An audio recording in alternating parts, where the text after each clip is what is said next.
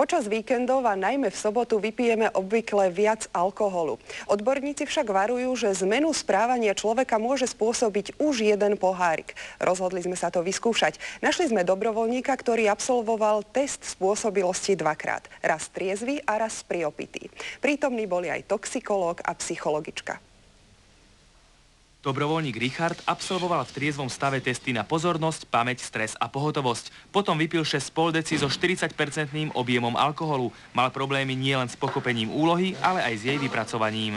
Žltá, červená, modrá, žltá. Napriek tomu, že úloha bola jasná, viem, že sa spravil niekde chyby, že to bolo náročné. Vľavo vidíte jeho výsledky pred požitím alkoholu a vpravo po požití. Hodnotenie je ako v škole, známkami od 1 po 5. Vypitý alkohol sa prejavil Richardovou zhoršenou pamäťou, pozornosťou a pohotovosťou. Bol si neistý, mal mimovoľné pohyby nôh napríklad, mimovoľné pohyby, netrafil do toho tlačidla, trafil vedľa. Alkohol sa vstrebáva do organizmu už v ústnej dutine. Správanie sa môže zmeniť už po vypití malého množstva, 1,5 deci. Dochádza už po niekoľkých minútach ku ovplyvneniu toho človeka, ku jeho správaniu sa. Aj preto by sme mali, ak sa už rozhodneme siahnuť po pohári, byť opatrní.